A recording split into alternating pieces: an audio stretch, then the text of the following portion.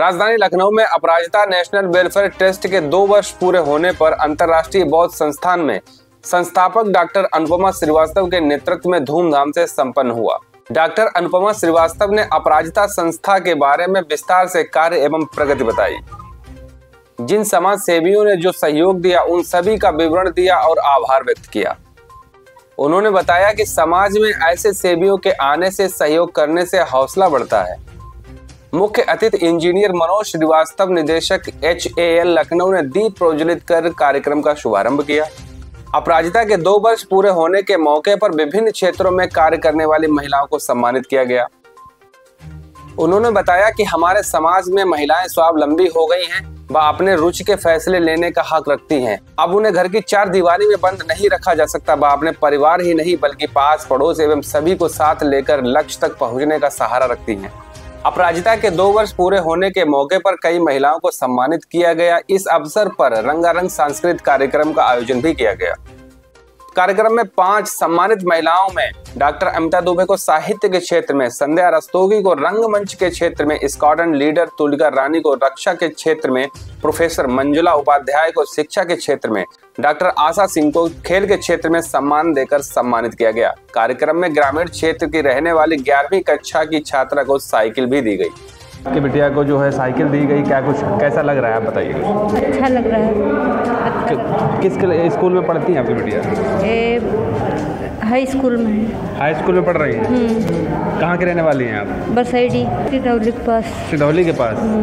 बिटिया क्या नाम है आपका? कीर्ति। कीर्ति बेटा किस क्लास की पढ़ने वाली है? स्कूल का पूरा नाम बताइए। 10th राष्ट्रीय कन्या इंटर कॉलेज सिधौली सीतापुर। आज आपको अपराजिता के 2 वर्ष पूरे हुए, आपको आज साइकिल दी गई है, कैसा कुछ कहना चाहते हैं? कितने किलोमीटर आपको पैदल चलते हैं? सर हमें 9 किलोमीटर पैदल जाना पड़ता है और साइकिल से जाते हैं। अच्छा लग रहा है साइकिल का। क्या कुछ करना चाहते हैं? अपनी माँ का नाम, अपने पापा का नाम रोशन करना चाहते हैं? सर मैं माँ पापा का नाम रोशन करना चाहते हैं, पढ़ के कुछ बड़ा बनना चाहते हैं। मम्मी पापा क्या करते हैं आपके? मम्मी खाना बनाती है स्कूल में, पापा खेती का काम करते हैं। किस स्कूल में खाना बनाती है? गांव में। गांव के स्कूल में? सरकारी। आप गांव के सरकारी स्कूल में खाना बनाने का काम करते हैं? अपराजिता ने 2 वर्ष पूरे कर लिए हैं, तीसरा वर्ष शुरू हो गया, क्या कुछ कहना चाहते हैं? काफ़ी लोगों को सम्मानित किया, क्या एक मैसेज? मैसेज यही है कि जिस तरह से आप अभी अपने आप की शक्तियों को उभार के बाहर ला रहे हैं, उसी तरह आगे भी हम अनवरत ऐसे ही अपराजिता शक्तियों को आगे लाते रहें और उनके अंदर की प्रतिभाओं को मंच प्रदान करते रहें और अपने छोटे छोटे कुछ समाज सेवा के कार्य करते रहें। यही हमारी दृढ़ निश्चय है जो हम ये तीसरे वर्ष में प्रवेश करने के साथ। तीसरे वर्ष में प्रवेश करने के साथ साथ कुछ यूनिक होना चाहिए, कुछ अलग हटकर, ताकि अपराजिता है और अपने मुकाम को और ऊंचाई बुलंदियों तक पहुंच सके। यूनिक तो ये हो सकता है कि हम जो समाज सेवा का कार्य कर रहे हैं उसमें कहीं कुछ, जैसे इस बार हमने साइकिल डोनेशन वाला काम किया, उसी तरह से आगे हो सकता हो कि आगे भी अपराजिता जो है वो इसी तरह से कुछ नया और कुछ बच्चों के लिए, अगर कुछ बच्चों के लिए या महिलाओं के लिए या बुजुर्गों के लिए, इसी तरह से कुछ नया करता रहे। क्या कुछ कहना चाहेंगे उन महिलाओं के लिए जो महिला सशक्तिकरण के साथ साथ इतना दमखम दिखाती हैं महिलाओं के बीच में, एक नया संदेश जाता है राजधानी लखनऊ में?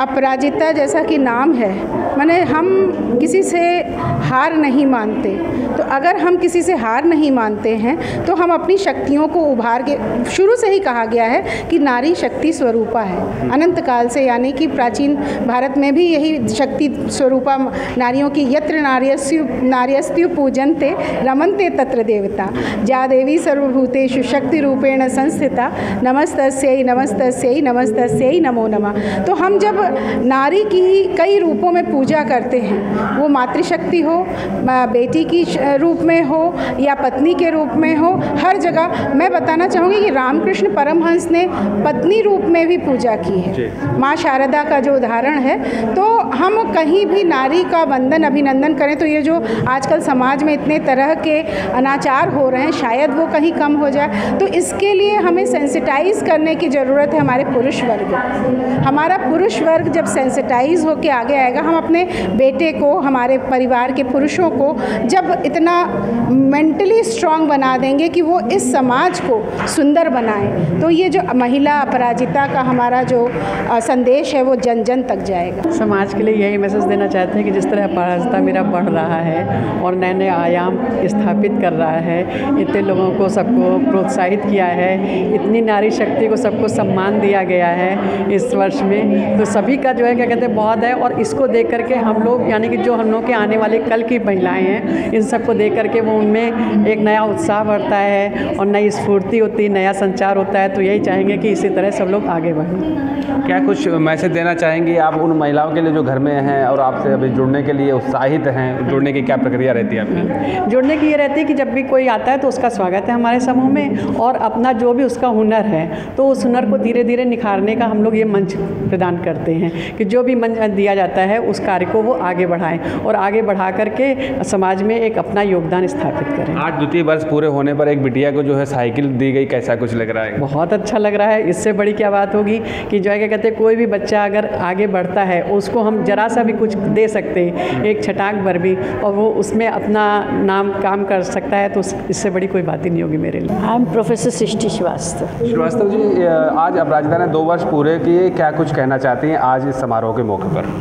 हम यही कहना चाहेंगे कि अपराजिता जैसी संस्थाओं की आज हमें समाज में बहुत ज़रूरत है, क्योंकि बहुत सारी विमेन हैं जिनमें बहुत ज़्यादा टैलेंट भरा हुआ है और जो परिस्थिति में सप्रेस्ड हो गया है, उस सप्रेस्ड टैलेंट को बाहर निकालने के लिए ये एक बहुत अच्छा प्लेटफॉर्म है।